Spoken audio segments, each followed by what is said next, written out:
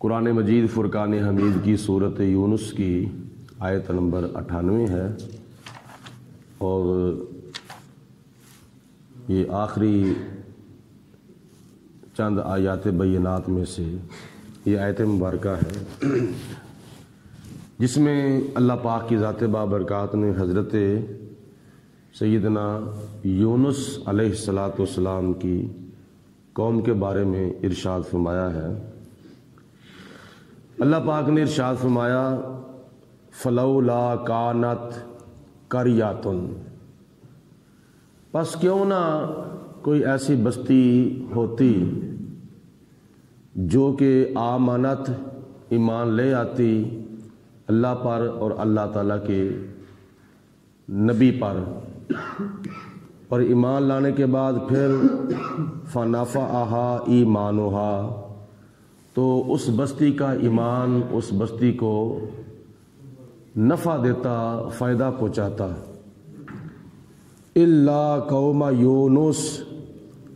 سوائے حضرت یونس علیہ السلام کی قوم کے، لما آمنوا، جب وہ ایمان لے آئے، کشفنا، تو ہم نے دور کر دیا، ہٹا دیا ہم نے، عنہم، ان سے، عذاب الخزی فی الحیات الدنیا، دنیا کی زندگی کی ذلت کا عذاب ہم نے ان سے ہٹا دیا جب وہ ایمان لے آئے۔ حضرت یونس علیہ السلام کی قوم کے بارے میں اللہ پاک نے ارشاد فرمایا وَمَتَّعْنَاهُمْ إِلَىٰ حِينٍ، اور ہم نے ان کو ایک وقت تک فائدہ دیا، نفع دیا۔ حضرت سیدنا یونس علیہ السلام اللہ کے نبیوں میں سے جلیل القدر نبی ہیں اور پیغمبر ہیں، جو کہ موصل کے علاقہ نینوا کی طرف نبی بنا کر بھیجے گئے تھے۔ موصل ملک عراق کا ایک شہر ہے، اور اس کے علاقے کے اندر جو قوم تھی، اس قوم کی طرف اللہ پاک نے جناب یونس علیہ السلام کو نبی بنا کر بھیجا تھا۔ حضرت یونس علیہ السلام جب اس قوم کی طرف اللہ کے نبی بن کر تشریف لائے تو آپ نے دیکھا کہ وہ قوم بت پرست تھی، بتوں کی پوجا کرتی تھی، اور جناب یونس علیہ السلام نے اپنا تبلیغی فریضہ سمجھتے ہوئے ان کو اللہ تعالیٰ کی توحید کی دعوت دی۔ فرمایا کہ یہ بت ہیں، یہ جھوٹے خدا ہیں، سچا خدا وحدہ لا شریک ہے، لہٰذا بتوں کی بندگی سے توبہ کرو اور ایک پروردگار عالم کی عبادت کرو،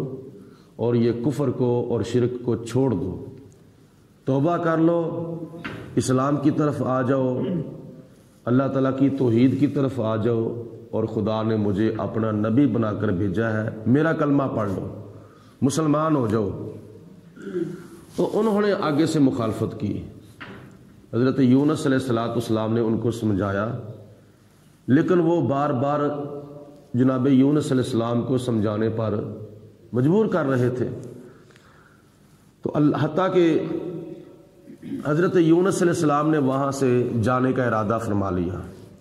کچھ قوم کے لوگ سمجھدار ایسے بھی تھے کہ انہوں نے پہلے وقت دیکھے تھے یا سنے تھے اپنے بڑوں سے کہ اگر کوئی قوم اپنے نبی کے کہنے پر ایمان نہیں لاتی تو اس کے اوپر اللہ کا عذاب آ جاتا ہے، خدا اس کے اوپر قہر نازل کرتا ہے، غضب نازل کرتا ہے، تو ہمیں کچھ اس کے اوپر غور کرنا چاہیے۔ انہوں نے ایک اندازہ لگایا کہ اگر یونس علیہ السلام ہمارے اندر رہے تو پھر سمجھو عذاب نہیں آئے گا، اگر یونس علیہ السلام ہمارے اندر سے چلے گئے کسی اور جگہ پر تو پھر یہ سمجھ لینا کہ ہمارے اوپر عذاب آ کر رہے گا۔ ایک بات یہ بھی یہاں سے معلوم ہوئی کہ اللہ پاک کی ذات بابرکات نے ایک اصول بنایا ہے، جتنی دیر تک جس بستی کے اندر اللہ کا نبی موجود ہوتا ہے اس بستی کے اوپر عذاب نہیں آتا۔ جیسے حضرت لوط علیہ السلام کی قوم نے جرائم کی انتہا کر دی، یہاں تک کہ خلاف فطرت عمل کرنا شروع کر دیا، اپنی منکوحہ عورتوں کو چھوڑ کر وہ مردوں کی طرف جاتے تھے، تو ان کا یہ عمل اللہ پاک کی ذات بابرکات کو اتنا ناپسند آیا کہ یہ خلاف فطرت عمل ہے۔ یہاں تک حدیث پاک میں آتا ہے کہ جو خلاف فطرت عمل کرتا ہے، جو حلال چیز ہے اس کو اختیار نہیں کرتا، حرام چیز کو اختیار کرتا ہے، خلاف فطرت عمل کرتا ہے، جنسی تشدد کرتا ہے، تو قیامت کے دن اللہ پاک اس کی طرف دیکھے گا بھی نہیں۔ اتنا اللہ اس کے اوپر ناراض ہے کہ خدا قیامت کے دن اس کی طرف نظر بھی نہیں فرمائے گا۔ تو قرآن پاک میں اللہ تعالیٰ نے ارشاد فرمایا ہے کہ وہ لوط علیہ السلام کو خدا نے فرمایا کہ اے پیارے لوط، یہاں سے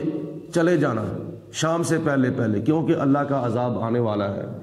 جب لوط علیہ السلام اس بستی سے نکل گئے تو خدا تعالیٰ کے فرشتے آئے، انہوں نے بستی کو الٹ پلٹ کر دیا، الٹ پلٹ کر دیا، یہ عذاب ان کے اوپر نازل ہوا۔ جتنی دیر تک لوط علیہ السلام ان میں موجود رہے تھے خدا کا عذاب نہیں آیا تھا۔ آج ہمارے اندر کون سا گناہ نہیں پایا جاتا؟ جتنے گناہ پہلی امتوں کے تھے ان سب کو جمع کیا جائے تو ہمارے اندر وہ پائے جاتے ہیں۔ پہلی قوموں پر ناپ تول میں کمی کرنے کی وجہ سے عذاب آیا، ہمارے اندر بھی وہ گناہ پایا جاتا ہے۔ نبیوں کی مخالفت کرنے کی وجہ سے عذاب آیا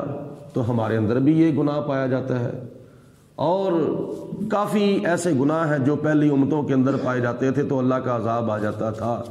آج ہمارے اندر وہ سارے کے سارے گناہ پائے جاتے ہیں، لیکن خدا تعالیٰ نے اپنے محبوب علیہ السلام سے وعدہ فرمایا ہے، ما کان اللہ لیعذبہم وانت فیہم، اے میرے حبیب علیہ السلام میں نے ان کو عذاب نہیں دینا جیسے پہلی امتوں کو میں نے عذاب دیا تھا، پہلی قوموں کے اوپر میں نے عذاب بھیجا تھا، ان کو میں نے عذاب نہیں دینا۔ یا اللہ کیوں فرمایا وانت فیہم، آپ انہیں میں رہتے ہیں؟ ورنہ قرآن پاک میں تو آپ نے پیچھے سے سنا ہے کہ کافروں نے تو خدا کو چیلنج کر دیا تھا، اللہم ان کان ھذا والحق من عندک، یا اللہ یہ تیرا نبی اگر تیری طرف سے نبوت کا تاج پہن کے آیا ہے تو ہم نے اس کو نہیں ماننا، اگر یہ قرآن پاک تیرا سچا کلام ہے، تیری طرف سے آیا ہے تو ہم نے اس کو نہیں ماننا۔ فَامْطِرْ عَلَيْنَا حِجَارَةً مِّنَ السَّمَاءِ، اگر تو ہمارے اوپر پتھروں کی بارش بھی نازل کر دے، اَوِئْتِنَا بِعَذَابٍ عَلِيمٍ، یا ہمارے اوپر تو کوئی اور عذاب لے آ، ہم نے نہیں ماننا۔ تو خدا تعالیٰ کو کافروں نے چیلنج کر دیا تھا، لیکن خدا نے ان کافروں کے اوپر کفار مکہ پر پھر بھی عذاب نہیں بھیجا، اس لیے نہیں بھیجا کہ نبی پاک علیہ السلام ان میں موجود تھے۔ تو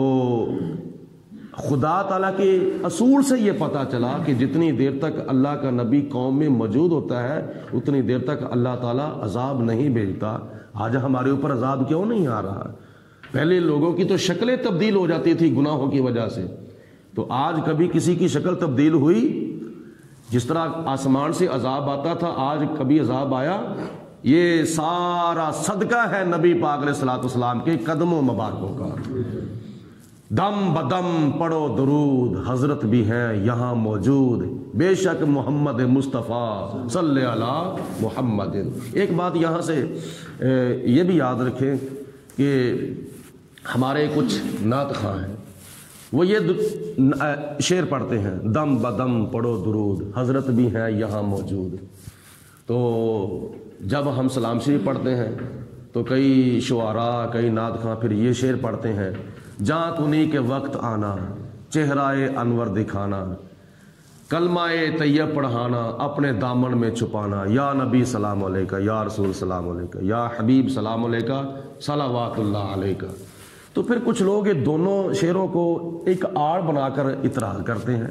لو جی ایک نعت خواں تو شعر پڑھ رہا ہے دم بدم پڑھو درود، حضرت بھی ہیں یہاں موجود، تو بعد میں تم پڑھتے ہو جاں کنی کے وقت آنا، چہرائے انور دکھانا۔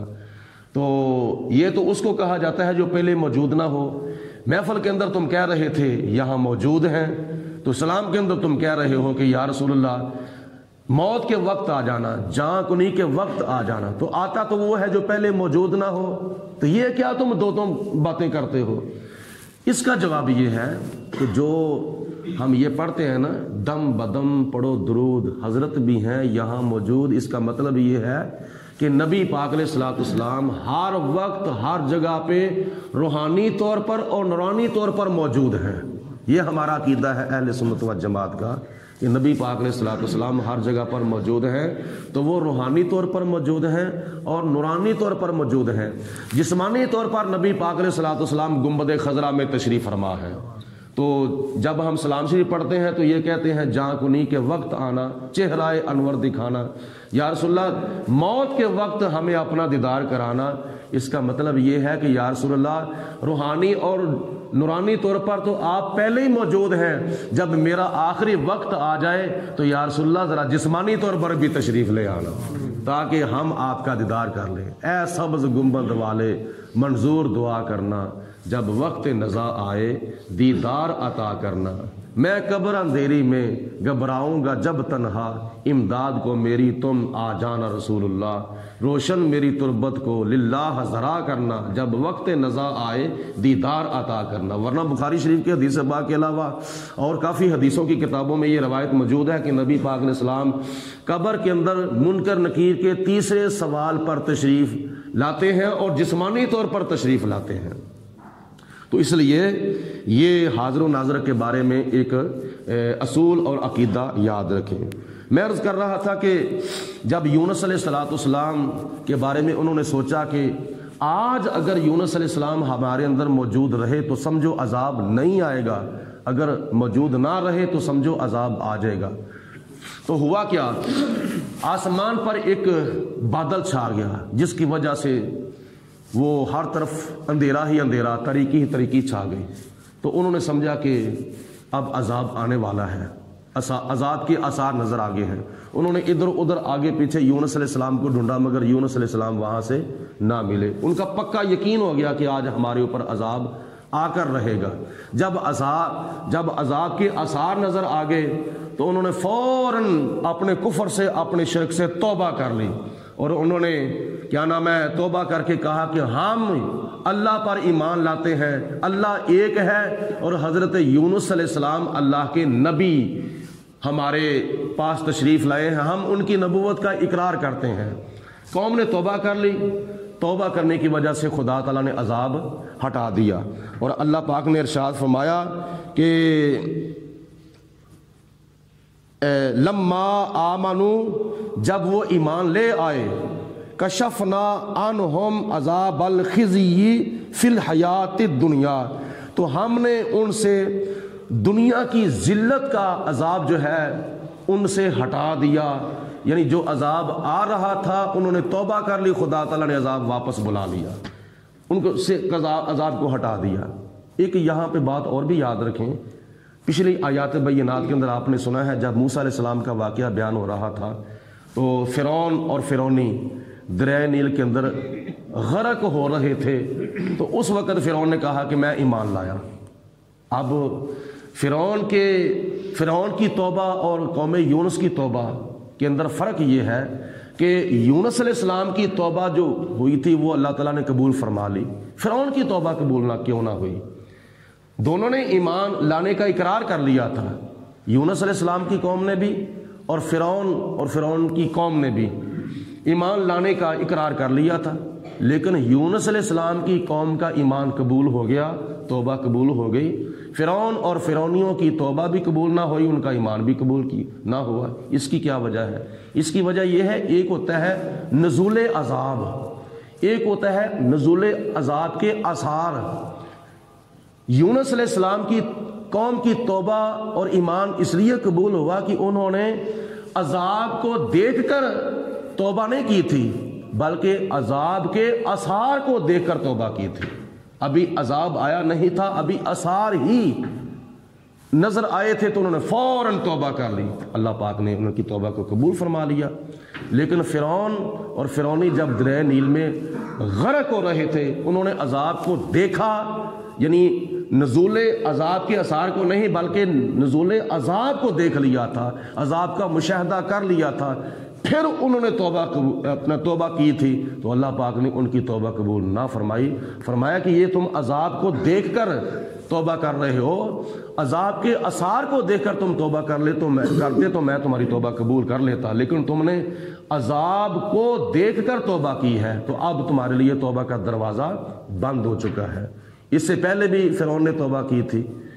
یعنی جب موسیٰ علیہ السلام نے اپنا عصا پھینکا تو بہت بڑا اژدہا بن گیا، فرعون کے پیچھے لگ گیا، تو پھر بھی اس نے کہا تھا آمنت برب موسیٰ، میں موسیٰ علیہ السلام کے رب پر ایمان لایا۔ اس وقت بھی اس نے عذاب کو دیکھا تھا تو پھر توبہ کی تھی۔ ہمیں چاہیے